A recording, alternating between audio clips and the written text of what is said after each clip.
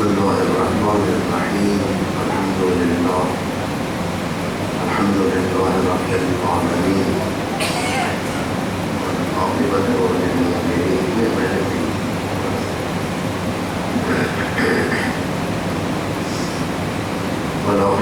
للمؤمنين والعاقبة للملحدين والصلاة والسلام على سيدنا ونبينا وحبيب إلهنا ونبي نفوسنا بالقاسم المصطفى محمد صل على وعلى آله الأطيبين الأطهرين المنتجبين المطهرين المعصومين المظلومين الغلاة المهديين والأموات المستضعفين لا سيما بقية الله في الأرضين ولعنة الدائمة الباقية على أعدائهم وغاصب حقوقهم ومنكر مظاهرهم من يومنا هذا إلى يوم الدين. أما بعد، اللهم أجل لوليك الفرج العافية والناس واجعلنا من خير أعوانه وأنصاره وشيته والمستشهدين بين يديه والتابعين له. أما بعد، فقال الله تبارك وتعالى: بسم الله الرحمن الرحيم وجعلناهم أئمة يهدون بأمرنا وأوحينا إليهم فعل الخيرات وإقام الصلاة وإيتاء الزكاة وكانوا لنا عابدين. صلوات الشرف محمد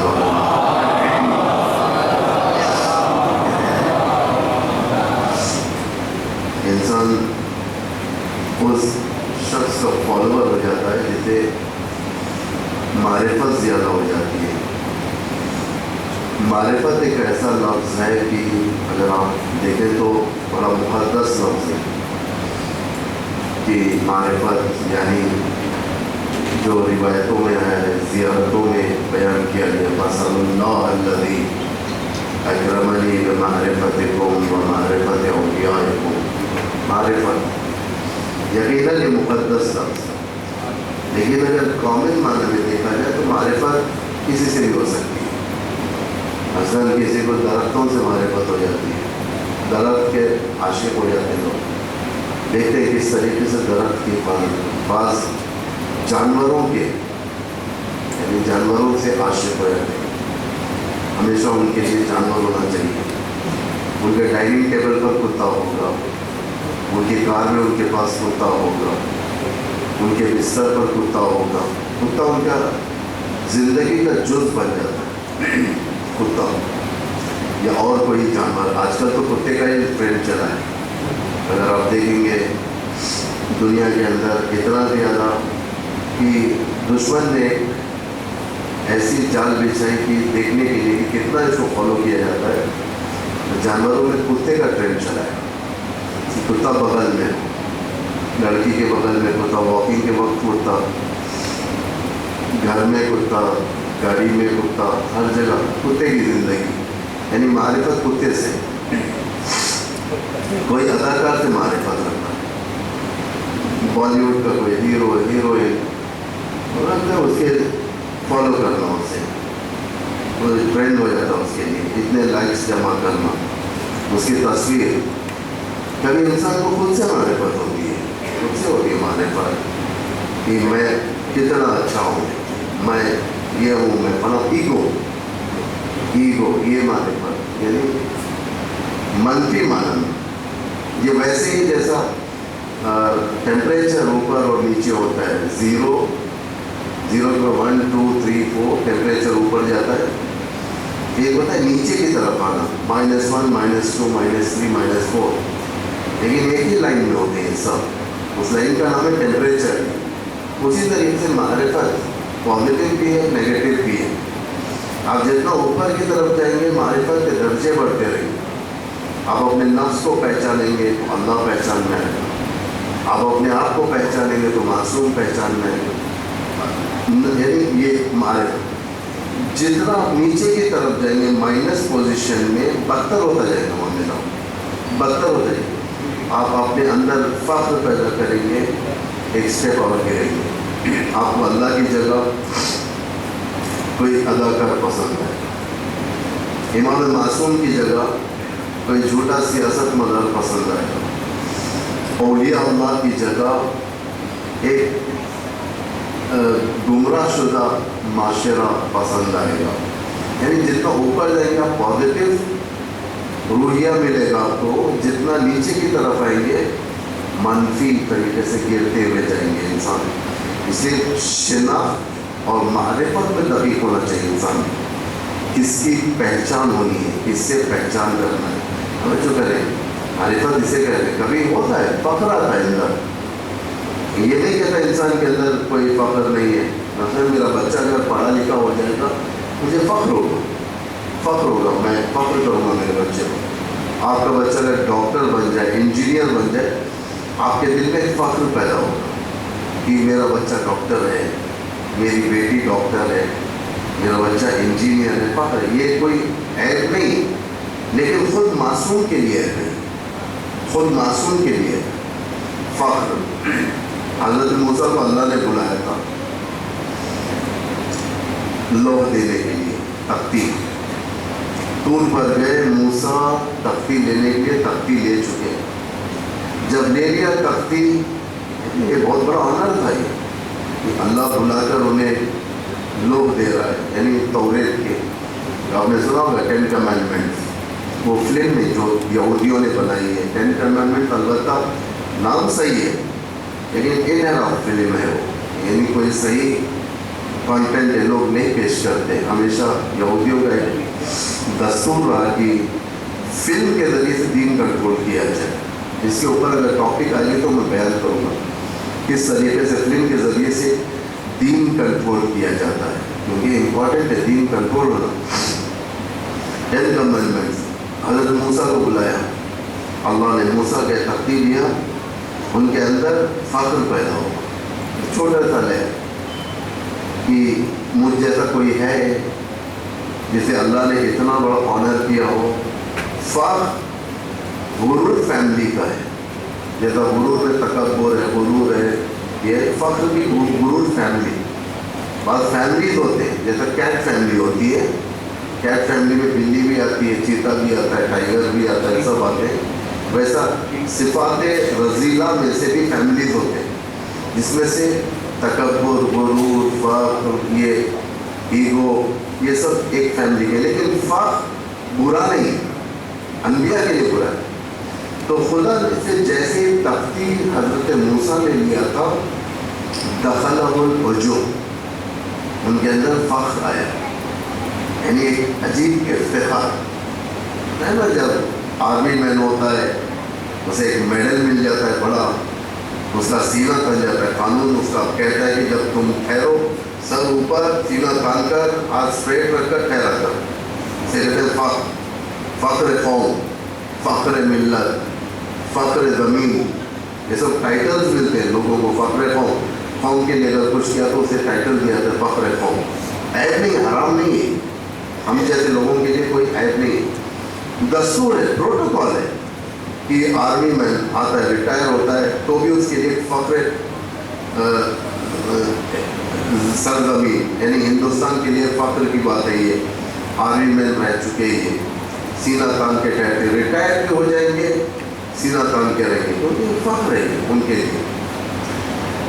دخل اور عجب، پروردگار کہتا ہے کہ ان کے اندر فخر آ گیا۔ خدا کہتا ہے یا جبرائیل ادرک عبدی قبل ان یحلک، ادرک عبدی موسیٰ قبل ان یحلک، اے جبرائیل موسیٰ کی، میرے بندے موسیٰ کی مدد کرو اس سے پہلے کہ وہ ہلاک ہو جائے۔ اللہ کا کام ہے اصلاح کرنا، کیونکہ اگر خدا اصلاح نہ کیا، ہو سکتا ہے کہ یہ چھوٹا سا جو यूँ कहा जाए कि छोटा सा पॉइंट स्पॉट, ये ब्लैक डॉट जो अंदर पैदा हो रहा था मूसा के, ये बड़ा हो गया तो मुश्किल हो जाएगी, नबूवत के ऊपर आँच आ जाएगी। अल्लाह ने कहा पहले जाओ इनको रेस्क्यू कर। जिब्राइल आ गए, सलाम किया, ऐ अल्लाह के कलीम आप पर सलाम। तरीका देखें, ये आकर नहीं कहा तुम्हारे अंदर उजुब आ गया, तुम्हारे अंदर फख्र आ गया, तौबा करो, ऐसा नहीं किया। तरीका ला, एक अच्छा तरीका अपनाया। आकर कहा कि मूसा सलाम हो, मुबारक हो आप पर, खुदा की तरफ से बरकतें, अल्लाह ने आपको इतना बड़ा एजाज़ दिया। मूसा से कह रही है। उसके बाद कहा जिब्राइल ने कि इस ज़मीन पर आपसे भी ज़्यादा एक शख्स है जो ज़्यादा पढ़ा लिखा है, आप जाए उनके पास अपना इल्म अपग्रेड करें, बड़ा इल्म उनके पास जाकर नबी, ताकि एहसास हो जाए लो अगर मिल रही है खुदा की बारगाह से, इसका मतलब ये नहीं कि मैं ही सबसे बुलंद हूँ, मैं ही सबसे बुलंद हूँ, खुदा के नीचे हूँ, खुदा मेरे ऊपर है और बाकी सब मेरे नीचे है। कभी खुदा बता देता है नहीं तुम नीचे नहीं हो, तुम्हारे से ऊपर भी कोई है, तो फौरन खुदा ने कहा जाओ अपना इल्म अपग्रेड करो। किसके पास गए? उन्होंने कहा, मूसा ने ये नहीं कहा कि ये क्या बात है, खुदा ने मुझे ऑनर दिया, मुझे पद्म भूषण दिया, मुझे ये दिया फलन दिया, ऐसा नहीं कहा। फौरन चले गए, ढूंढते हुए चले गए, कहा कि कहाँ पर जाऊँ? जाओ ढूंढो, मैं ढूंढ कर निकालूंगा, जितना हो सके आगे बढ़ूंगा। आखिर किससे मुलाकात हुई? खिज़्र से। खिज़्र से जब मुलाकात हुई, मूसा को एहसास हुआ कि मैं अभी भी कोई कमियों में फंसा हुआ हूँ जो मेरे अंदर बाकी है। बहुत सारे उलूम के इंकशाफ अंबिया उलुल अज़्म पर भी नहीं थी, अंबिया उलुल अज़्म पर भी नहीं थी, लेकिन मारिफत थी यहाँ पर कि मैं अगर उस साहिब इल्म के पास जाऊँगा, मैं इसके इल्म से इस्तेफादा करूँगा। यानी इतने बड़े स्टेज पर होने के बावजूद मूसा ने ये नहीं कहा कि मैं तो सीनियर रैंक ऑफिसर हूँ अल्लाह के सिस्टम का, मुझे क्यों सीखना चाहिए, मेरा तो ख़त्म हो गया, अब मैं एडमिनिस्ट्रेटिव ऑफिसर हूँ, मेरा अब चंद दिन करूँगा उसके बाद रिटायर हो जाऊँगा, चले जाऊँगा मैं। ऐसा नहीं सोचा, फ़ौरन गए, फ़ौरन तलाश किया, एहसास किया। वहाँ पर जब गए, खिज़्र ने उनके लिए गाइडलाइन बना दी। क्या गाइडलाइन बनाई? ये तुम सवाल नहीं करोगे, पहले नॉलेज हासिल करोगे, पढ़ोगे, सवाल नहीं करोगे, चाहे कितना किरान भी गुजरे सवाल, बाद में मसलियत जब आएगी मैं खुद बताऊँगा। और इन्नका लन तस्ततिअ मइय सबरा, यानी कब? जब तीनों मरहले में मूसा ने देखा कि नहीं सवाल के बगैर नहीं हो सकता, कश्ती सुराख हुई, मूसा सवाल किया, फिर उसने कहा सवाल नहीं करो। बच्चे का मर्डर हुआ, मूसा ने सवाल किया, ये क्या हो गया, तुमने बच्चे का मर्डर कर दिया। मर्डर जो कुरान कह रहा है वो मर्डर, ये सामने फिजिकल मर्डर नहीं है कि किसी नबी ने उठाकर चाकू से एक बच्चे को गला काट दिया, फिजिकल मर्डर नहीं, आलम अरवाह का मर्डर, कि वहाँ पर मार दिया। यानी दुनिया में ऐसा है कि बच्चा धूप में चल रहा था, सनस्ट्रोक हो गया, गिरकर मर गया, यानी किसी ने आकर मारा नहीं, लेकिन हकीकतन उसकी रूह को मारा गया था। किसने मारा? परम पैगंबर ने मारा। ये अगर फिजिकल मर्डर हो जाएगा तो फिर क्वेश्चन मार्क हो जाएगा, अंबिया मर्डरर भी होते हैं क्या बोलते, ये क्वेश्चन मार्क पहले से हज़रत मूसा के ऊपर खुदा एक्सप्लेन किया था कुरान के अंदर। फ़वक़ज़ा अलैहि, कि जब मूसा आए मिस्र के अंदर, सामने दो लोग लड़ रहे थे, हादा मिन अदुवी, हादा मिन शियती व हादा मिन अदुवी। एक शिया का मूसा का, एक मूसा का दुश्मन था, दोनों जंग कर रहे थे। मूसा गए डिफेंड करने के लिए, शिया को ढकला, इत्तेफाक से गिर गया और गिरकर मर गया। एक मर्डर ये था। लोग बाद में कुरान ने एक्सप्लेन किया नीचे की आयत के, इसी आयत के हिस्से में, हादा मिन अमल शैतान, ये मूसा का अमल नहीं था मर्डर करना, ये शैतान का। मूसा डिफेंड कर रहे, ये क्वेश्चन मार्क हो जाता है, इसलिए खुदा ने हमें تو یہ بھی مرڈر اسی قسم کا تھا. یعنی نبی نے جان بوجھ کے مارنے کی، جان بوجھ کے نہیں مارا، خدا کا حکم تھا یہاں پر اس بچے کو، ورنہ بعد میں ایکسپلین جب کرنے کی نوبت آئی تو اس وقت بتایا تھا موسیٰ نے. تیسرا، دیوار جو خراب ہو گئی تھی اسے اصلاح کیا موسیٰ نے، خضر نے. موسیٰ وہاں پر بھی سوال کیا کہ یہ کیا بات ہے، دیوار کو آپ کیوں ٹھہرا دو جبکہ کچھ نہیں. تیسری مرتبہ بھی. اس کے بعد خضر نے کہا کہ انک لن تستطیع معی صبرا، کہ تمہارے اندر استطاعت نہیں ہے صبر کی، تم میرے ساتھ نہیں چل سکتے. اگر ہماری زبان میں اگر کہوں میں تو ظاہر بات ہے موسیٰ ایگزامینیشن میں فیل ہو، یعنی پاس نہیں ہے، دوبارہ واپس جانا پڑا ان کو. ورنہ اللہ اگر اس امتحان میں موسیٰ کامیاب ہو جاتے، خداوند ان کے ایسے درجے اڑاتا شاید کوئی سوچ سکے، شاید کوئی سوچ سکے. معرفت تھی، لیکن اس سے خضر سے معرفت تھی. خضر سے معرفت کی بنا پر یہ کہے ڈھونڈے، خضر کو ڈھونڈنے کے بعد پایا. یعنی معرفت کیسے حاصل ہوتی ہے؟ بس تعلقات سے حاصل نہیں. معرفت کے لیے شریف تعلقات چاہیے. شریف انسان کا ذہن جیسا ہوگا وہ ایسا آئیکن ہی ڈھونڈے گا، جیسا ذہن ہوگا ویسا آئیکن ڈھونڈے گا.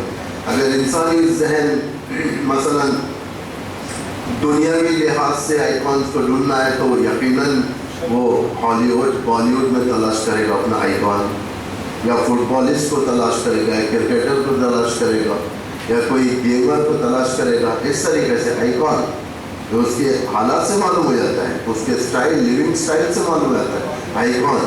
لیکن اگر انسان فکر کے لحاظ سے اور اپنے روح کے لحاظ سے اگر ایک ایسے آئیکن کو تلاش کرے جو اس کی دنیا و آخرت بنا دے، یہ البتہ یہ معرفت پازیٹیو معرفت ہے.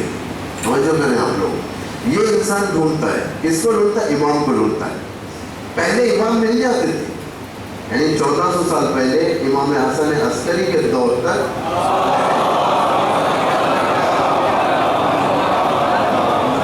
ائمہ مل جاتے تھے. مدینے میں لوگ آتے، لوگ سوال کرتے بھائی کہاں پر ہے امام حسن کہاں ہے، امام حسین کہاں ہے، امام زین العابدین کہاں ہے. ہر امام کے دور میں آتے پوچھتے، لوگ کہتے مسجد میں امام، گھر کے اندر ہے امام، فلاں جگہ امام. لوگ جاتے تھے، کہتے تھے، اگر نماز پڑھتے تو بیٹھ جاتے تھے. بیٹھنے جب نماز ختم ہوتی تھی تو امام کو سلام کرتے، السلام علیکم یا رسول اللہ. امام متوجہ ہوتے تھے، جواب دیتے. پھر اس کے بعد وہ لوگ آتے، اپنی حاجت بیان کرتے یا امام سے سوال کرتے، چلے جاتے. بہت سمپل تھا امام سے ملاقات. امام سے ملاقات کا جو ماڈل تھا بہت آسان تھا. صرف ایڈریس اور گلی کا نام، گھر کا نمبر، یا ہماری زبان میں کہہ رہا ہوں میں، یا یوں کہا جائے کہ ایک میپ کے ذریعے سے امام مل جاتا. لیکن اب نہیں ہے، اب کوئی میپ امام تک نہیں پہنچا تھا، نیویگیشن امام تک نہیں پہنچا تھا، گوگل میپ آپ کو امام تک نہیں پہنچا سکتا. مسجد سائنہ پہنچا سکتا ہے لیکن ایگزیکٹ امام تک نہیں پہنچا سکتا. آپ کا ماڈل بدل گیا، امام سے ملاقات کا ماڈل بالکل بدل گیا. کیسا ماڈل بدل گیا؟ اب بیتابی کا ماحول، بیتابی، دعا، زیارت، ندبہ، این بقیت اللہ، تڑپ. کہ جتنا انسان تڑپے گا اتنا امام نزدیک ہوگا اس کے. جو کریں ماڈل بدل گیا نا. پہلے آسان تھا ملاقات کرنا، جب امام تشریف لائیں گے تو پھر ماڈل بدل جائے گا. یعنی اب ملاقات کرنے کے لیے امام کو کوفہ جانا پڑے گا. جب کوفہ پہنچ جائے گا تو امام سے نزدیک ہو جائے گی ملاقات، یعنی کیا زیادہ دور نہیں ہوگا. لیکن اب غیبت کے عالم میں امام سے ملاقات کیسے ہو سکتی ہے؟ صرف اور صرف ارتباطات کے ذریعے سے، تعلقات کے ذریعے سے. یعنی جتنے شریف تعلقات ہوں گے آپ کے دنیا کے اندر، امام سے تعلقات اتنے مضبوط ہوتے رہیں گے. ماڈل بدل گیا. کیا کریں گے آپ؟ استغاثہ کریں گے. اسی لیے بتایا گیا استغاثہ، استغاثہ کرو. نماز استغاثہ ہے.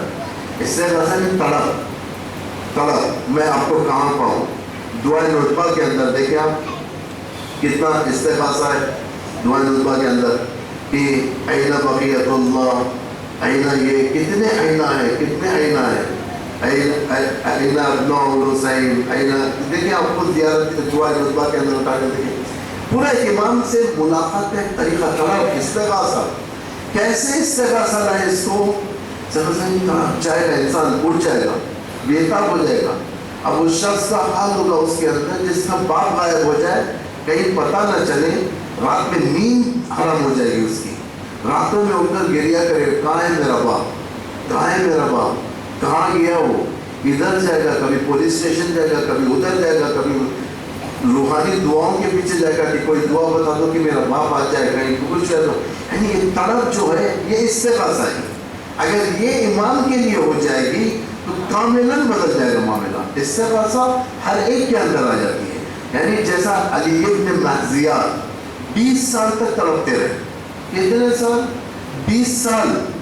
20 سال تک جاتے رہے, حج تڑپتے رہے, خانہ کعبہ کے پاس گریہ کرتے رہے, امام سے ملاقات ہو جائے, امام سے ملاقات ہو جائے. لیکن ایک 20ویں سال جب بیٹھے ہوئے تھے, ایک شخص آتا ہے, کہتا ہے ابن محذیہ, یا ابو الحسن ان کا نام تھا, وہ جو امام سے ملاقات کو چلو.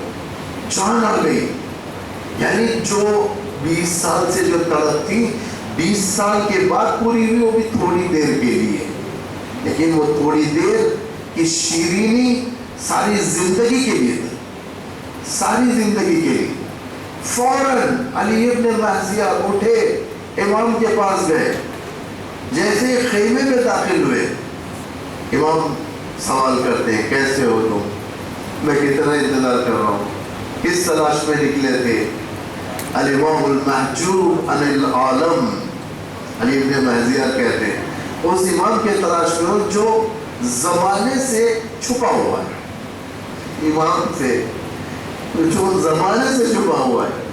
جو شخص نمائندہ امام کے پاس لے کر گیا تھا, کہنے لگا علی ابن محذیہ زبان سنبھال کے بات کرو, کیا کہہ رہے ہو امام کے بارے میں. امام چھپا گئے, تم چھپے ہو.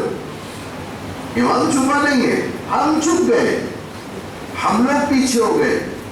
ورنہ بادل کے پیچھے سورج ہے, ہم لوگ سورج سے چھپے ہوئے تھے. توجہ کریں آپ لوگ, اتنا یہ معرفت جو امام کی لوگوں کے اندر تھی, آخر الزمان کے علامتوں میں سے ایک علامت یہ ہے, یہ معرفت بچوں کے اندر بھی داخل ہو جائے گی. توجہ کریں آپ لوگ, بچوں کے اندر, کیونکہ امام جب آئیں گے ایسا نہیں کہ کوئی ایک صنف یا کوئی ایک فرقہ, کوئی ایک کمیونٹی غافل رہے گی امام سے, نہیں. بچوں کے اندر علماء پریشان تھے ایک زمانے تک کہ امام, چلو بڑوں کو تو سمجھایا جا سکتا ہے, بڑوں کو ان کے دلوں میں ڈالی جا سکتی ہے بات, بڑوں کو سمجھایا جا سکتا ہے امام کیسا ہے, امام کیسا ہے.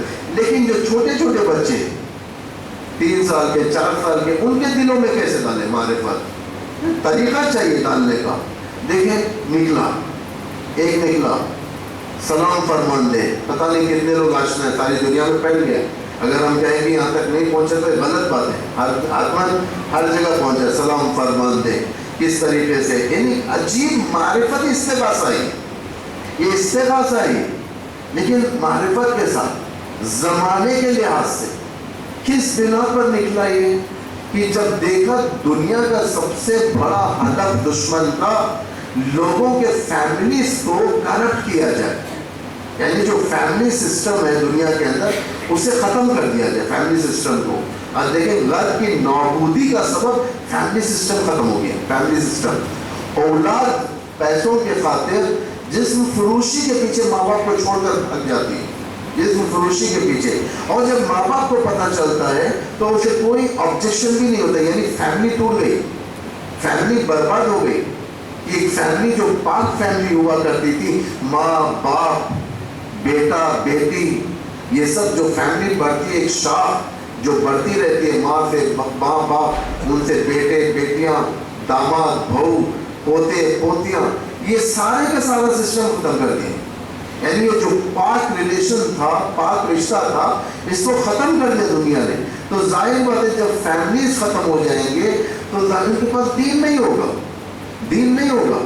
ماں باپ اپنی جگہ, اولاد اپنی عیاشی کے اندر, اولاد کو پرواہ نہیں ماں باپ کیسے ہو, ماں باپ کو پرواہ نہیں بیٹی کون سے کام میں. لیکن کتنے اس طریقے کے واقعات ہمارے سامنے آج دنیا کے سامنے پیش کیے گئے. اولاد اپنے ماں باپ کا خرچ چلاتی ہے جسم فروشی کے ذریعے سے, اور ماں باپ کو معلوم ہے ماں باپ کو معلوم ہے اتنا، تو وہ قوم اگر اس میں کرپٹ ہو جائے تو قوم پاک امام کا کیسے انتظار کر سکتی ہے؟ کیونکہ امام تو وہ ہے انما یرید اللہ لیذھب عنکم الرجس اہل البیت، یعنی رجس سے دور رکھا اللہ نے اہل البیت کو. تو سب سے زیادہ بڑا ہتھیار آخر الزمان کا شیطان کا خاندانوں کو توڑ دیا جائے ہر لحاظ سے. آج دیکھیں حجاب کے سب سے زیادہ ایک روز چلا ہے ہر جگہ. ایران کے اندر ایک اٹھا تھا، وہ ہمیشہ وہ لوگ اٹھتے ہیں جب بھی ایران انقلاب اسلامی سے دشمنی ہوتی ہے تو 4 لڑکیوں کو لے کر آتے ہیں، ایک لڑکی کو مار دیتے ہیں، خود سیلف کریٹ کرتے ہیں سین، اس کے بعد لوگوں کو لاتے ہیں، اکٹھا کرتے ہیں، پھر اٹھتے ہیں، 4 گاڑی جلا دیتے ہیں، پھر اور ٹائروں کو جلا دیتے ہیں، ایک دنیا میں ہنگامہ کر دیتے ہیں کہ اسلام کے خلاف لوگ اٹھ گئے، اسلام کے خلاف لوگ اٹھ گئے، ختم ہو گیا، پھر ختم ہو گیا. یہ کیوں؟ حجاب کا مسئلہ ہندوستان کے اندر سیریس کیا انہوں نے. حجاب کا مسئلہ وہاں پر، حجاب کا مسئلہ دیگر یورپین کنٹریز کے اندر کیوں سختی کی جا رہی ہے؟ اس لیے سختی نہیں ہے، کپڑے سے دشمنی نہیں ہے، کپڑے سے دشمنی نہیں ہے. جو کپڑا سر کے اوپر لپیٹا جاتا ہے اس سے دنیا کو دشمنی نہیں ہے. کپڑا کیا ہے؟ کچھ نہیں ہے.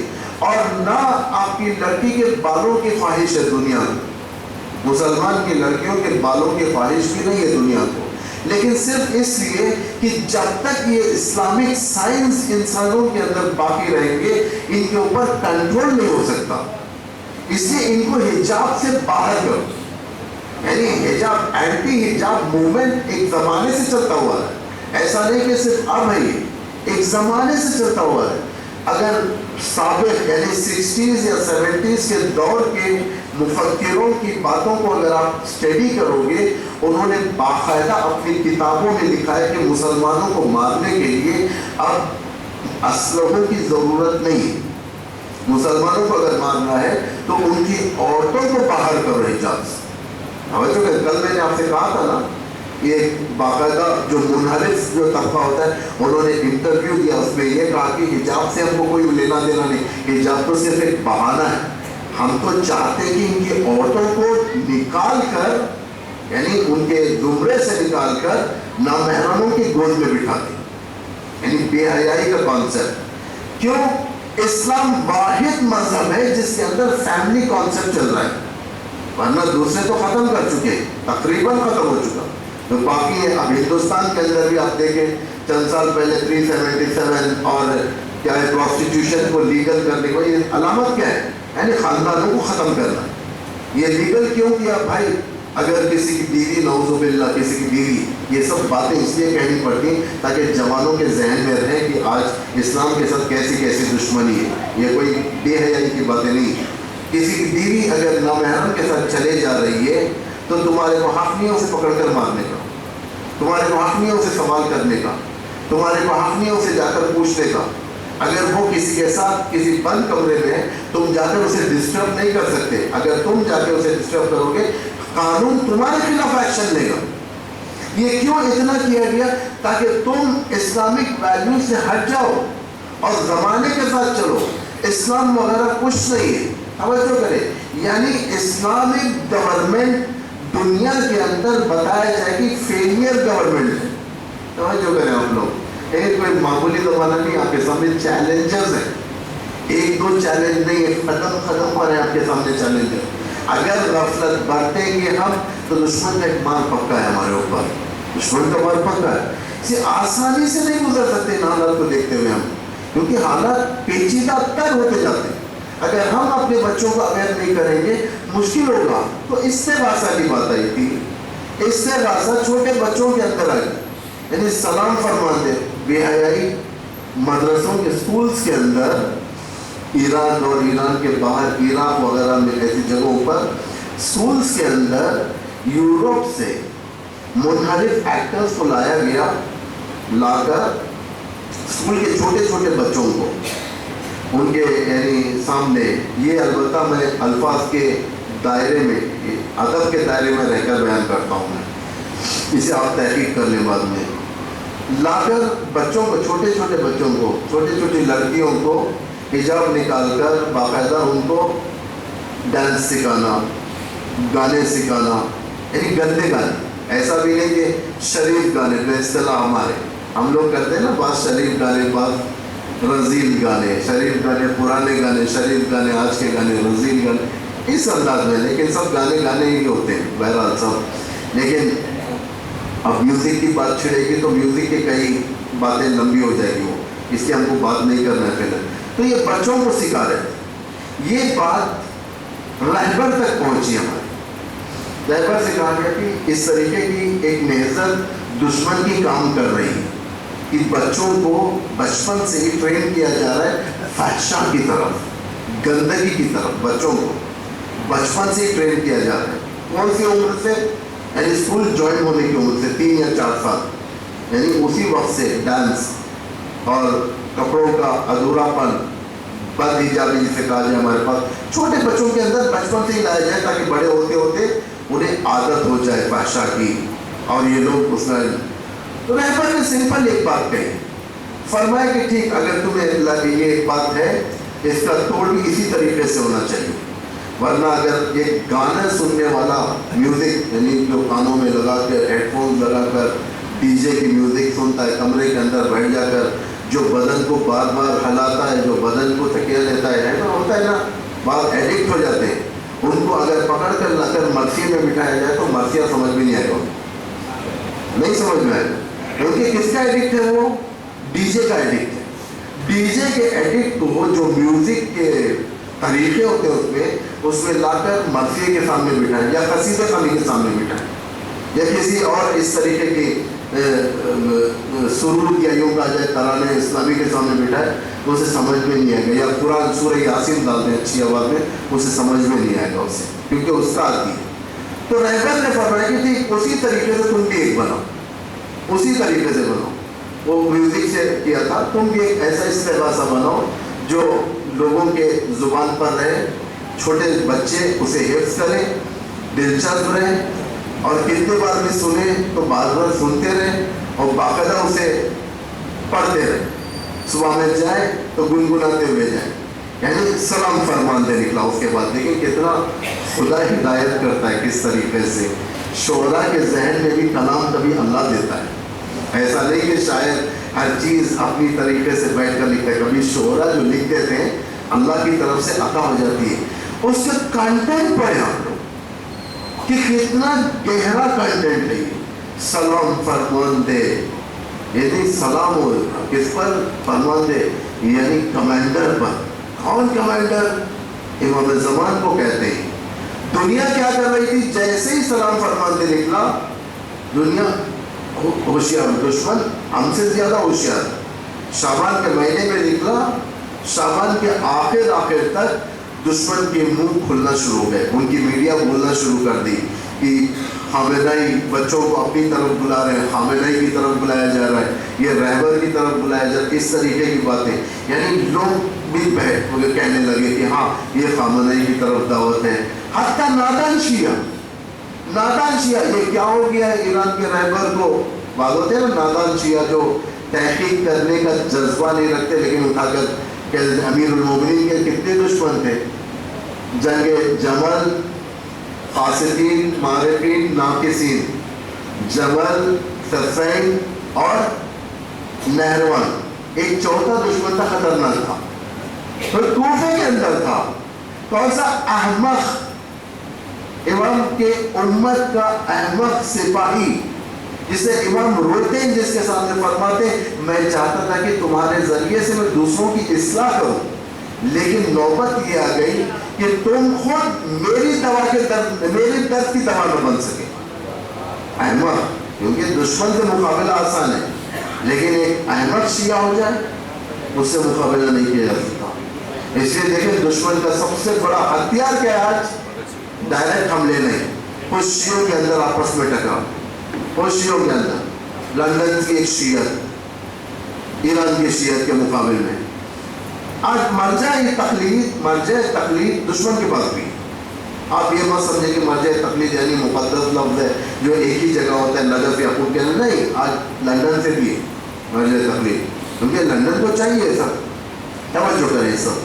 تو احمد لوگ انہوں نے بھی آبجیکشن کرنا شروع کر دیا. بھائی یہ کیا بات ہے؟ بھائی پہلے کانٹینٹ کو پڑھو, پہلے معلوم کرو لکھا کیا ہے اس میں. کتنے اچھے جملے, سلام فرمان دے, سلام عظیم نسل غیور جومان دے, یعنی بچوں کی طرف سے استغاثہ ہو رہا ہے. آپ اٹھا کر دیکھیں یوٹیوب کے اندر جا کر ڈاؤن لوڈ سلام فرمان دیکھیں, سینکڑوں نکلیں گے. اس میں چھوٹے چھوٹے کلپس بھی ہیں جس کے اندر چھوٹے چھوٹے بچے, 4 سال کا بچہ, 4 سال کا بچہ انڈیا میں تو کبھی ریئر دکھائی دے کہ مسائل کے اوپر گریا کرتا ہو. 4 سال کا بچہ, 4 سال کا بچہ کبھی ریئر دکھائی دیتا ہو مجلس کے اندر بیٹھ کے کانسنٹریٹ کے ساتھ سنتا ہو کسی کی مجلس. بڑا ریئر ہوتا ہے یہ, ہر ایک کے ساتھ نہیں ہوتا. 4 سال کے بچے, 3 سال کے بچے, 5 سال کے بچے, چھوٹے چھوٹے ننھے ننھے قوم کے یہ پھول جو ابھی کھل رہے, جب سلام فرمان دے کہتے ہیں تو ان کی آنکھوں سے آنسو جاری رہتے, آنکھوں سے آنسو جاری. بھائی کس لیے؟ اس میں تو اچھی میوزک ہے, اس میں تو اچھا طریقہ ہے پڑھنے کا, واقعی دلچسپ ہے. ایک نان مسلم سنا, اس نے کہا کہ اس کو میں اگر 1000 مرتبہ بھی سنوں گا تو بھی میرے لیے نیا ہے. یعنی بات چیزیں نہیں رہتی ہے, جو خدا کی راہ میں ہو جاتی ہے, جو ایمان کے راہ میں ہو جاتی ہے, وہ چیز ہمیشہ نہیں ہوتی. سلام فرماتے 2022 میں اگر نکلے, اگر 2035 تک بھی اگر جائے, 15 سال بھی گزر جائے تو بھی نیا دکھے گا لوگوں کو, کیونکہ اس انداز سے بنایا. سلام عظیم نسل غیور جومان دے, اس کے بعد کہا سلام سید علی تہیہ نودی و شفر و خان دے. یعنی سید علی رہبر ہمارے, سید علی جو انہوں نے دہ نودی 10 سال کے اندر کے بچوں کو, نودی ان کا ایرانیوں کا سال ہی ہے, last decade, Iranian Persian calendar کا لاسٹ ڈیکیڈ, جس میں اس سال کے بچوں کو, چھوٹے چھوٹے بچوں کو ایمان کی اصطلاح سے لیے دعوت دی. اس میں دیکھیں بچہ کس طریقے سے معرفت ظاہر کرتا ہے. بیا جن من بیا, بیا جن من بیا. کیا اس میں آپ لوگوں کو یاد ہے؟ یہ مجھے تھوڑا بہت یاد ہے لیکن پورا یاد نہیں ہے. میرے خیال سے بچوں کو یاد ہوگا یہ سب. یہ یاد دیکھیں کتنا پاپولر تھا, بہرحال دیکھیں گے کتنا ہمارے ذہن میں آتا ہے اتنا بیان کریں. بیا جن من بیا, بیا یادت نشان, ہوادارت نشان, گرفتارت نشان, علی ابن مہدی عورت نشان. یعنی آئیے میں آپ ہی کا ہو جاؤں گا, آپ کا فالوور بنوں گا, آپ کا ناصر بنوں گا, آپ کا علی ابن مہدی بنوں گا. دیکھیں توقع, دیکھیں کتنی بڑی ہے بچوں کی توقع. ہم چاہتے ہیں کہ ہم کسی ایک آئیکن اس کے پیچھے جائے, اسی کے برابر ہی نہ کر سکتے تو اس کے پلیٹ فارم پر رہیں, لیکن ایک بچہ بایمان اپنی زبان سے یہ کہتا ہے کہ میں آپ کا علی ابن مہدی بنوں گا. یعنی اگر آج کوئی جنرل اٹھ کر کہے کہ میں جنرل کی کوالٹیز رکھتا ہوں, میں آپ کا مالک اشتر بنوں گا, یہ بڑی بات ہے. یہ اپنے آپ کو اس منزل پر لانا, لیکن کب لائے گا انسان اس منزل پر؟ جب اس مطابق کی اس کے پاس معرفت ہوگی, ورنہ نہیں لا سکتا. وہ ہمین دست خط کوچی کے فلان سردارت نشان, کہ میری یہ چھوٹی سی عمر میں, یہ چھوٹے سے ہیکل میں, یعنی زیادہ پڑھا نہیں ہوں میں, بچہ کہہ رہا ہے امام سے کہ میں یہ چھوٹے سے خط میں آپ کا سردار بنوں گا. سب کیوں؟ تاکہ بچوں کے ذہن میں اترے امام بچوں کے دل کے اندر اترے, بچے پکارے. کتنا اس کی اثر ہوا کہ باطل کی نہضت اس میں ختم ہو گئی. باطل کی نہضت یہ سب سے بڑی چیز. یعنی ریٹیلیٹ کرنا, ریٹیلیٹ سوکھے پن سے نہیں ہو سکتا. ریٹیلیٹ کر اسی مقدار سے جواب دینا پڑتا ہے, اسی مقدار سے. دشمن جیسا حملہ کرے ویسے ہی پلٹا کر جواب دینا. یعنی امام علی فرماتے ہیں نہج البلاغہ میں, رد الحجر حیث جاء فإن الشر لا يدفع الشر. کیونکہ جیسا پتھر آئے ویسے پلٹا کر مارو دشمن کو, کیونکہ شر کا جواب شر سے ہی دیا جاتا ہے. ورنہ یہ نہیں کہ آپ جھک کر, وہ زمانہ گیا. پہلے تھا دفاع مقدس, ہولی ڈیفنس, ایران میں جو کہتے تھے, ابھی بھی مناتے ہیں ہولی ڈیفنس بھی. ہولی ڈیفنس پہلے تھا دفاع, لیکن اب نہیں ہے. اب دشمن کے گھر میں جا کر مارنے کا ہو. مارنے سے مراد آپ یہ مت سمجھے کہ اٹھ کر جا کر دشمنوں کے گھروں میں گھس جائیں, ایسا نہیں ہے. اسلام اس طاقت پر آ گیا. ایک زمانے تک دشمن یہ سمجھتا تھا کہ ہمارے سوا اور کوئی دنیا میں حکومت نہیں چلا سکتا. विलायत हुकूमत कोई नहीं चला सकता। कौन चला सकता है? हम ही लोग चला सकते हैं। इस्लाम तो बिल्कुल नहीं। देखें कहीं पर भी आप देखें वेटिकन अलग स्टेट है, लेकिन हुकूमत नहीं उसकी। हुकूमत सिर्फ उसके चर्चेस के ऊपर होती है। क्या देना है, सुबह में क्या खुतबा देना है, शाम में क्या खुतबा देना है, किस तरीके से आबाद करना है, इनकी मिशनरीज को कैसे आबाद करना है, एजुकेशन कैसे आबाद करना है। टेम्पल्स का हाल तो उससे बदतर, जितने मंदिर वगैरह है हिंदुस्तान के अंदर उससे बदतर। यानी चर्च फिर भी एक अपना एक शरफ बचा के रखे चर्चेस।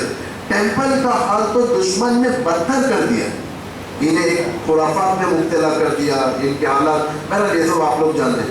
मस्जिद सिर्फ नमाजों के हद तक और सिर्फ हिदायतों के हद तक ये हो गई, लेकिन इसके हद तक, लेकिन कहीं पर भी आपने नहीं देखा कि कोई एक ऐसी मुक़द्दस नेज़त हुकूमत के ऊपर आ जाए। नहीं देखा आपने। पैगंबर की हुकूमत, अमीरुल मोमिनीन की 5 साल हुकूमत, उसके बाद हुकूमत नहीं, किसी की इस्लाम की हुकूमत नहीं।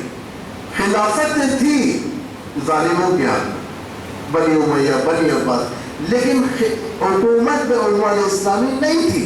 दुश्मन ने कहा कि नहीं, हुकूमत सिर्फ हम लोग करने का है, दूसरे नहीं, इस्लाम नहीं। इसलिए अगर जितना हो सके इस्लाम को गिरो। अगर इस्लाम की हुकूमत मकबूल हो गई तो ये मुश्किल हो जाएगा। ईरान की हुकूमत बन गई कब? 79 में। इस्लाम धीरे धीरे से परवान चढ़ने लगा, हुकूमत इस्लामी लोगों के अंदर दाखिल होने लगी, बाहर पहुंचने लगी, लोगों के दिलों में उतरने लगी। जैसे जैसे ये मौजूज़े बढ़ने लगे, दुश्मन को खतरा हुआ। अब दुश्मन यही चाहता है कि ये हुकूमत गिर जाए। दुश्मन क्यों करेगा? हुकूमत गिर जाए। क्यों गिर जाए? ताकि दुनिया को बताए इस्लाम के अंदर सलाहियत नहीं है हुकूमत की। इसलिए देखें कितनी कोशिश करता है, कितनी कोशिश चल रही है हुकूमत गिराने की। भाई विलायत फ़कीह की हुकूमत गिरा, कैसे गिरा? कभी हिजाब का निकाले, कभी ये निकाले, कभी वो प्रोटेस्ट, कभी ये प्रोटेस्ट। न जाने कितने बिलियन, कितने ट्रिलियन दुनिया की दौलतें खर्च हो चुकी है इस हुकूमत को गिराने के लिए। लेकिन देखें खुदाई मौजूदा अपनी जगह बरकरार है, बरकरार है अपनी जगह। क्योंकि जब खुदा चाहता है कि अपनी खिदमत में, ताकि दुनिया देखे इस्लाम ज़ईफ नहीं है, इस्लाम हुकूमत कर सकता है।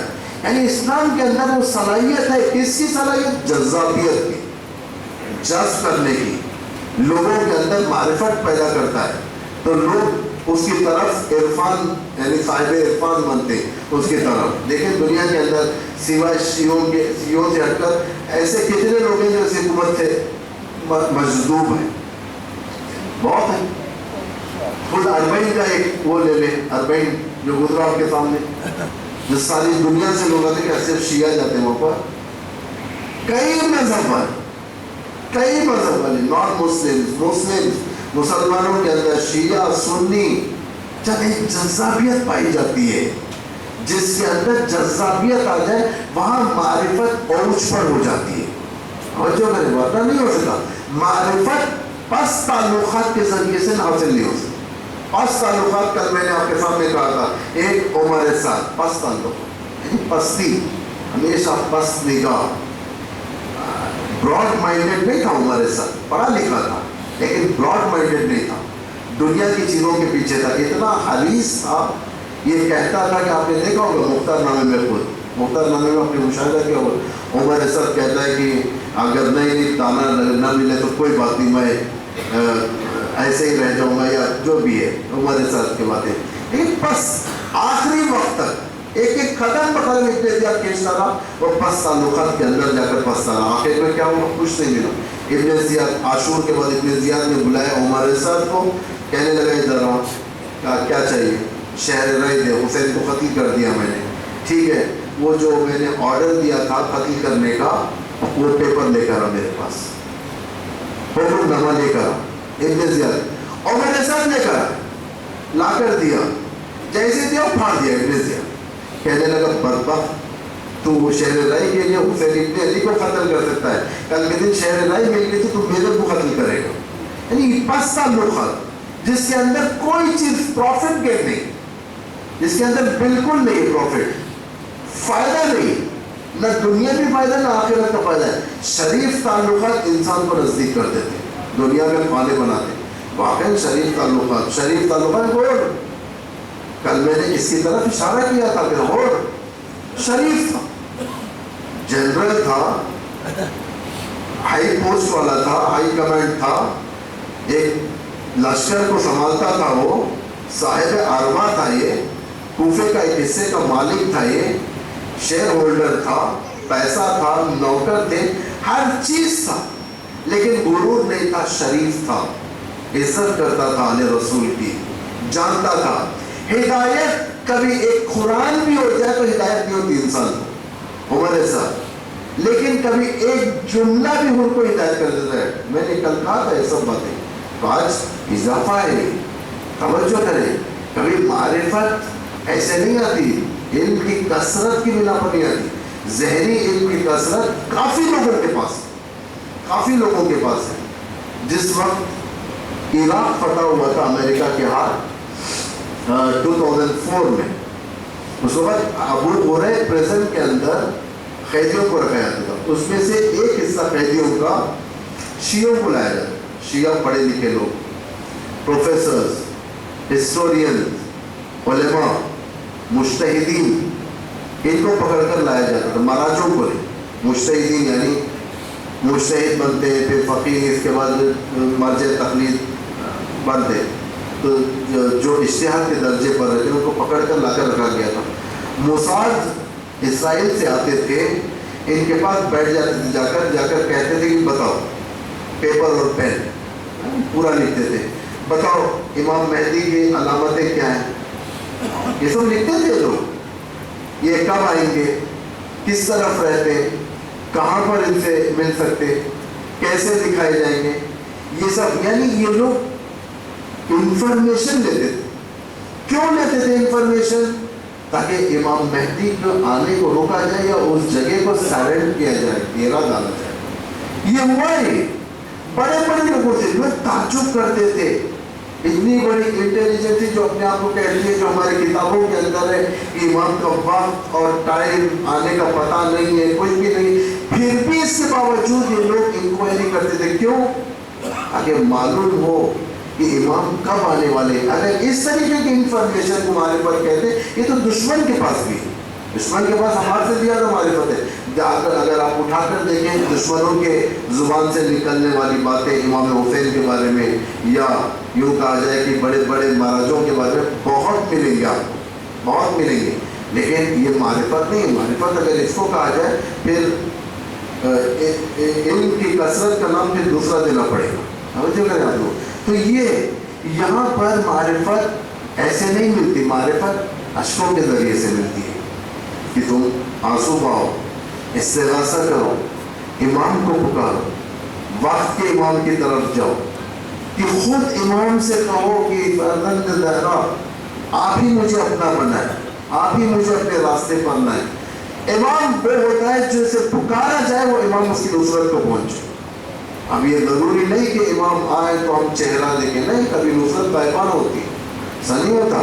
میں پہلے بھی ایک بار پڑھ چکا ہوں اس بات میں. ایک شخص تھا جو ہمیشہ استغاثہ کیا کرتا تھا، ایک مرتبہ اس کا کام نہیں بن پڑا تو وہ جا کر سو گیا. بہت ناراض تھا، ناراض مطلب دل ٹوٹا ہوا تھا، غمگین تھا، اور امام کے اوپر بلیم کرنے لگا کہ میں آپ کے پاس اتنا آتا ہوں، آپ میرے لیے ایک کام نہیں کر سکے. تو امام اسے عالم رویہ میں امام فرماتے ہیں کہ اچھا اتنا جلدی تو ٹوٹ گیا، فلاں وقت تیرا ایکسیڈنٹ ہونے والا تھا، کس نے تجھے بچایا؟ فلاں وقت تیرا حال یہ تھا، کس نے بچایا؟ فلاں وقت تیرے بیوی اور بچوں پر مصیبت آنے والی تھی، کس نے دور کیا؟ یعنی تو سمجھتا ہے کہ میں تجھ سے غافل ہوں، میں تو چاہتا ہوں کہ تم میرے پاس آئے، لیکن تم نے میرے سے راستہ دور کر لیا. کمیونیکیشن نہیں ہے. جو کریں یہ یعنی آشنائی، جتنا آشنا امام سے زیادہ تر ہوگا اتنا لوگ امام کی طرف آئیں گے. ورنہ اگر آشنا نہ ہوگے، آپ دیکھیں تاریخ گواہ اس چیز کی، تاریخ کے اندر بہت سارے ایسے نمونے آپ کو ملیں گے جو امام کو پہچانتے تھے، جانتے تھے، لیکن معرفت نہیں تھی. بہت سارے نمونے. اس سے بڑھ کر کیا چاہیے آپ کو؟ حضرت زہرا جب گھر میں امام امیر المومنین آتے ہیں، حضرت زہرا فرماتی ہے کہ یا ابوالحسن، میں سنتی ہوں کہ مدینے میں آپ کو لوگ سلام نہیں کرتے۔ امام فرماتے ہیں کہ بنت رسول، سلام تو دور کی بات، میں اگر سلام کرتا ہوں تو جواب نہیں دیتے، میں اگر سلام کرتا ہوں تو جواب نہیں دیے، کتنا بڑا غم کی بات ہے یہاں پر۔ یعنی ایک امام سلام کرے اور سامنے والا جواب نہ دے، امام سلام کرے۔ کیونکہ روایتوں میں آپ یہ مت سمجھیں کہ جب آپ کربلا جاتے ہیں، مدینہ جاتے ہیں، آپ سلام کریں السلام علیکم یا رسول اللہ، السلام علیکم یا امیر المومنین، یہ پہلا سلام آپ کا ہے۔ کبھی روایتوں میں ہے کہ خود رسول سب سے پہلے سلام کرتے ہیں، خود امیر المومنین سب سے پہلے سلام کرتے ہیں اپنے مہمان کو۔ یعنی یہ معرفت نہیں تھی لوگوں کے اندر، کہتے تھے کہ یہ فرزند بنت رسول، سلام تو دور کی بات، غربت علی کی یہ ہو گئی، علی کے سلام کا جواب نہیں دیتے۔ امام حسین جب گئے، ٹھہرے تقریر کرنے کے لیے لشکر اعلیٰ کے سامنے، سلام کیا، انہوں نے مذاق سے امام کے سلام کو ٹال دیا، مذاق سے۔ کہاں گئے تھے لوگ، کیسے لوگ تھے، کس مٹی کے بنے ہوئے لوگ تھے؟ ایک زمانے تک یہ لوگ امیر المومنین کی حکومت کے تربیت یافتہ لوگ تھے، ان کے پاس ہنر تھا دین کا، یہ چاہتے تو امام کی حفاظت کر سکتے تھے، لیکن پس تعلق نے انہیں امام سے دور کر دیا۔ پس تعلق کیا تھا؟ چند درہم و دینار، بے ارزش دنیا، بے ارزش، جس دنیا کے اندر ویلیوز نہ ہو، رشتے نہ ہو، جس کے اندر مقدس رشتے نہ ہو، ختم کر دیا۔ ابن زیاد نے انہیں اس طریقے سے ہائی جیک کر کر اس مقام پر لایا، میں بتاؤں گا کل کے تقریر میں اگر اللہ نے چاہا تو، کل کی تقریر میں کہ سٹیپ بائی سٹیپ کیسے ابن زیاد نے کوفے سے نکال کر انہیں کربلا تک پہنچایا، کب یہ قوم جنت سے نکلی اور کب جہنم میں چلے گئی کسی کو معلوم تک نہیں ہوا۔ اتنا دقیق، اتنا سسٹمیٹک شیطان نے کام کیا ہے پر۔ پس تعلقات نے انہیں امام سے دور کر دیا، پس تعلقات نے انہیں امام کو قتل کرنے پر مجبور کر دیا، پس تعلقات نے امام کے بدن پر گھوڑے چلانے سے مجبور کر دیا، پس تعلقات نے امام کے بچوں کو شہید کرنے پر مجبور کر دیا، پس تعلقات نے علی اصغر کو شہید کرنے پر مجبور کر دیا۔ پس تعلقات، یہ پس تعلقات انسان یہ مت سمجھے کہ ایسے رہے گا۔ پس تعلقات ایک ایک کرائم کراتے کراتے کراتے امام کا قاتل بھی بنا دیتی ہے انسان۔ اسی لیے مجلس تربیت کا ہے، انسان یہاں سے تربیت حاصل کر سیکھتا ہے کہ کیسے ہم سرباز امام بنے، امام کے سرباز کیسے بنے۔ فری میں جنت لینے کی جگہ نہیں ہے مسجد، یہ مجلس یعنی تربیت پانے کی جگہ ہے۔ مجلسوں کو کیوں انعقاد کیا امام صادق نے؟ تاکہ ایسے تربیت پائیں۔ وہ جو قومیں نے امام حسین کو تنہا چھوڑا، امام علی کو تنہا چھوڑا، امام حسن کو تنہا چھوڑا، امام صادق یہ چینل پرووائڈ کرتے ہیں آپ کو تاکہ آپ اس چینل کے ذریعے سے اتنے ٹرینڈ ہو جائیں کہ آنے والا امام تنہا نہ، آنے والا امام تنہا نہ۔ ورنہ حسین غریب تھے، حسین تنہا تھے، حسین وحید تھے، حسین طریق تھے، حسین شریف تھے۔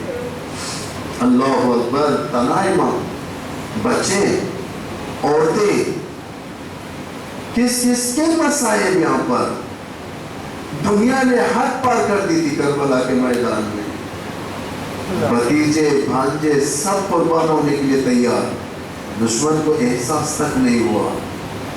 چھوٹے چھوٹے بچے اب عبداللہ کے پاس جا کر کہتے ہیں کہ ہمیں اجازت ہے، ہم جانا چاہتے ہیں، ہم جانا چاہتے ہیں۔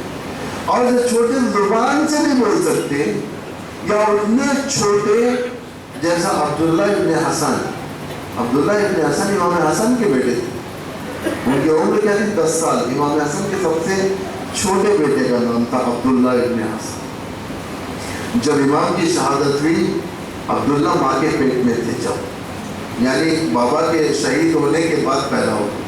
امام حسین نے ان کی تربیت 10 سال کی عمر تھی، 10 سال کی عمر، کربلا کے میدان میں یہ موجود تھے۔ حالت یہ تھی امام حسین آخری سجدہ کر رہے تھے، نہیں سارا خون بہہ چکا، امام سجدے میں، اس حالت میں امام سر اٹھاتے دیکھتے ہیں زینب تل زینبیہ پر ٹھہری، اس پہاڑی پر ٹھہری ہوئی، چھوٹی سی پہاڑی، زینب ٹھہری ہوئی، اور سامنے حضرت زینب کے امام حسن کا 10 سال کا یتیم عبداللہ ابن حسن، چھوٹا سا بچہ ہے، زینب پکڑی ہوئی ہے، کاندھے پر ایک ہاتھ ہے، ایک ہاتھ سینے کی طرف ہے، یعنی اپنی طرف لگا کر، لیکن وہ بچے سے برداشت نہیں ہو رہا۔ آپ تصور کریں، ہو سکتا ہے پڑھنے سے سمجھ میں نہ ہے، لیکن جو تصور کریں گے آپ کو عبداللہ ابن حسن کی قربانی سمجھ میں آئے گی کہ اس طریقے سے پکڑی ہوئی سامنے۔ اب عبداللہ حسین کے سینے پر ابھی دشمن سوار ہونے والا ہے، ابھی سوار نہیں ہوا، سوار ہونے والا، امام سجدے میں، امام سر اٹھاتے ہیں، امام کا عالم یہ ہے خون بہہ چکا ہے بدن سے سارا خون بہہ چکا، طاقت نہیں ہے۔ اب انسان جب طاقت نہیں ہوتا تو سر اٹھاتا ہے تو کیسے ہوتا ہے؟ اس کا سر کانپنے لگتا ہے، نہیں انسان اپنے کنٹرول میں نہیں رہتا ہے۔ اس حالت میں امام نے زینب کی طرف دیکھا، عبداللہ کی طرف دیکھا، عبداللہ کی بیتابی دیکھی، امام نے زینب کو اشارہ کیا، زینب عبداللہ کو اندر لے جاؤ۔ لیکن یہ بات ابھی آنکھوں سے چلی رہی تھی، اشاروں سے چلی رہی تھی، اتنے میں حضرت زینب کا ہاتھ چھوٹ گیا عبداللہ سے۔ عبداللہ نے اپنی پھوپھی سے اپنے آپ کو چھڑایا اور تیزی سے میدان کی طرف چلے کہ دشمن وہاں پر حسین ابن علی پر آخری حملہ کرنا چاہتا ہے، تیزی سے دوڑنے لگے۔ اب زینب 2-3 قدم آگے بڑھی، پھر آگے نہ بڑھ سکی، عبداللہ جھکے۔ راوی کہتا ہے میں نے دیکھا ایک چھوٹا سا بچہ تلوار اٹھایا ہے، تلوار اٹھایا، انداز یہ تھا کہ تلوار کی خط سے بچے کا خط چھوٹا تھا، لے کر جا رہے تھے تو بعد میں میرے تیزی میں رفتار کم ہو گئی، دیکھا تلوار سے نہیں ہو سکتا، تلوار زمین پر ڈال دیا، تیزی سے گئے۔ اب عبداللہ حسین سجدے میں تھے، دشمن سر پر تلوار لگا ہوا تھا، عبداللہ ابن حسن جو 10 سال کے تھے، اے پکبر میرے ابو کو قتل نہ کر، اپنے ہاتھوں کو سامنے دیا۔ اس ظالم نے تیزی سے ہاتھ پر چلایا، دونوں ہاتھ اس طرف رہنے کے پورے کر گئے۔ امام نے ضعیف حالت میں سجدے سے سر اٹھایا، اپنے بھتیجے کو پکڑا، دیکھو اندازہ کس طریقے سے جیسے بھتیجے کو پکڑا، حرملہ نے تیر چلایا، یہ تیر کہاں لگا؟ حسن کے ڈنڈے سے بچے کے گلے پر جا کر لگا۔ راوی کہتا ہے ایسا تیر لگا سر بدن سے جدا ہو گیا۔ حسین جو اپنے بھتیجے کے گردن پہ بوسہ دیا، زمین پہ لگا، دوبارہ سجدے میں چلے گئے، سر میں سوار ہو گیا۔ انا للہ و انا الیہ ذنب غذائه وتسليما لحمده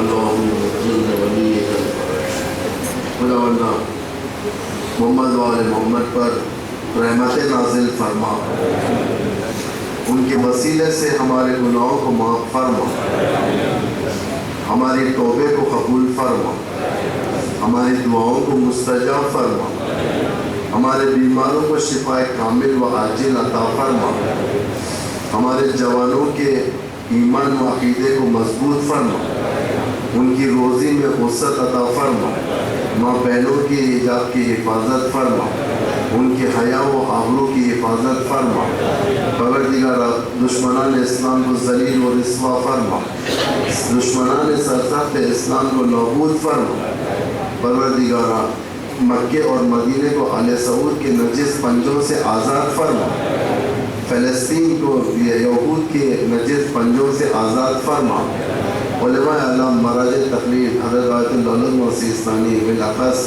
ولی امر مسلمین امام الخامنائی کے عمر میں ان کے عمر ببرکت و طولانی عطا فرما، ان کے دست مبارک سے استقبال کا خاتمہ فرما، نوے دیگر امام زمانہ کے ظہور میں تعجیل فرما۔ ایک درخواست ہے یہاں پر، ایک محترمہ جو انیس فاطمہ کی طبیعت خراب ہے، ان کو ظاہراً برین ٹیومر ہوا ہے، ان کے شوہر کسی مجلس میں اور وہ پریشان ہیں ان کے اہلیہ سے لے کر، آپ لوگ ان کے لیے دعا کریں، ایک 3 مرتبہ کم از کم آپ ان کے لیے اس مجلس کا واسطہ لے کر اما یجیب پڑھیں۔ بسم اللہ الرحمن الرحیم، اما یجیب المضطر اذا دعاہ ویکشف السوء، اما یجیب المضطر اذا دعاہ ویکشف السوء، اما یجیب المضطر اذا دعاہ ویکشف السوء۔